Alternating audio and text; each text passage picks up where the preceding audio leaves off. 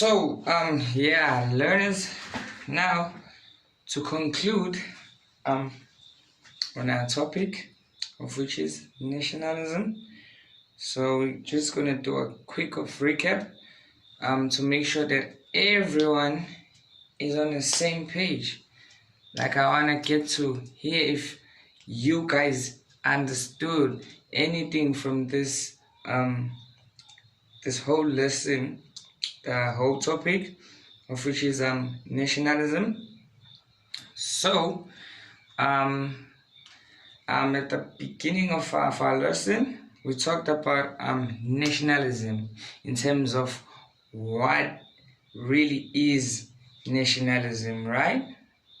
So if you could check on your textbook, I think it's page 155, right?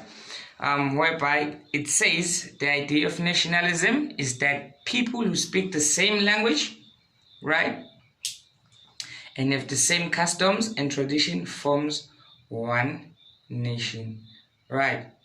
So we need to speak the same language so that we understand one another. We have same customs, right? We do same rituals, right? We keep same values, ethics, right? And then we have same traditions, right? We cannot form a nation if we have different ideologies against other races and traditions, right? More especially if you criticize other persons or other individuals' traditions. We can never form a nation if we're criticizing one another. So basically what they mean is that we have to have same customs, same traditions. We do the same thing. No one is going to criticize the other, right?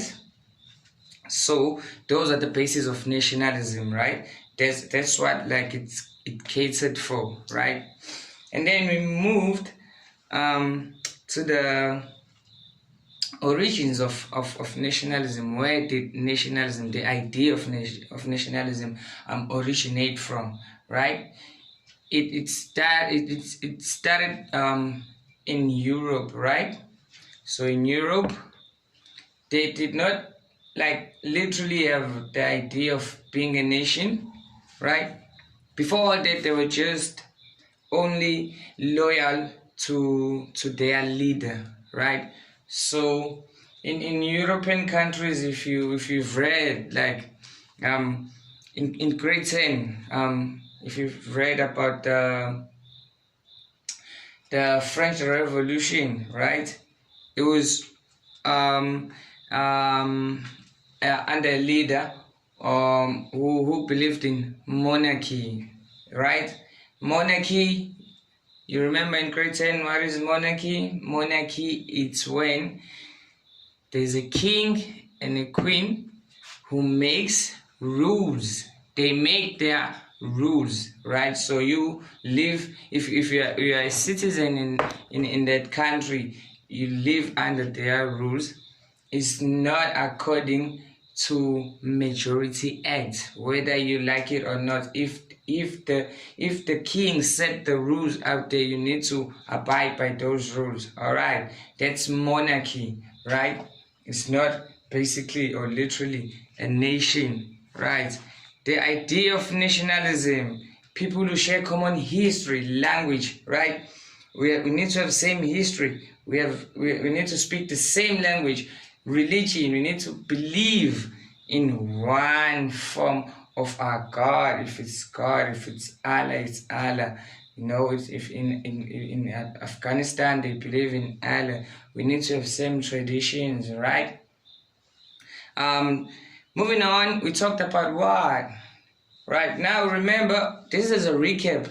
We are wrapping the whole lesson right now.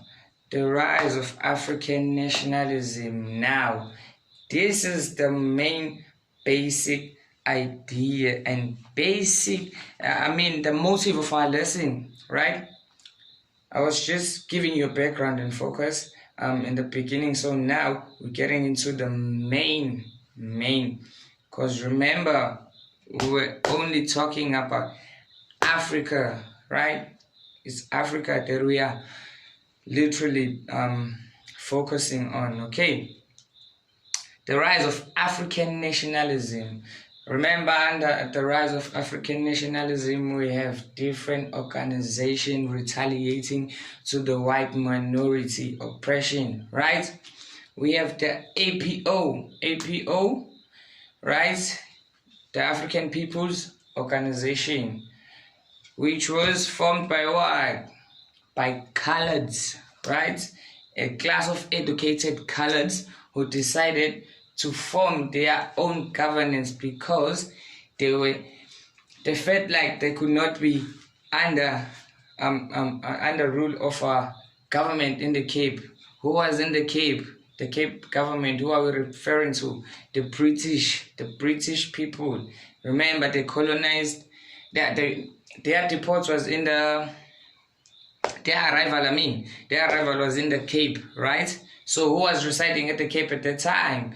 It was the Afrikaners, right? So they decided to flee off from the Cape because they felt like they could not be under rule of the white minority government. We have what? The Union of South Africa, right? Union of South Africa had this, had representatives of each race, Indian, colored, whites, and who were excluded? The blacks. Black people were not included in the Union of South Africa, which basically means they had no representative, right? We have what? The SANC, South African National Natives Congress, yes, which was more responsible for passing on black people's grievances, which later renamed itself to the ANC, which was later called the African National Congress, right? So, and then we talked about the World War II, the influence of World War II in retaliating to African nationalism, right? Remember, in World War II, we have black people fighting in the war, right? And yeah, not basically fighting because others were cooking, doing like basic things, right? We have what? The ANC Youth League. Remember, right? We had the ANC fighting the white government, right? Supporting black people, right? Fighting for black people's rights. But then they were like, ANC was more like a polite organization which dealt with formal grievances and stuff. So why did they form ANC Youth League? Because they wanted now to form a militant organization, because they could see that now our grievances are not being they are not taken into account, and now we need to be a militant organization instead for us to be heard, right?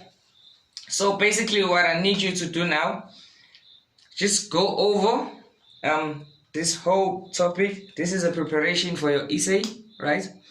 You'll be writing your essay soon, so keep reading it. The next time we meet, we're going to be discussing it, right? We're going to have debates like as a whole classroom. Okay, so that's it for today.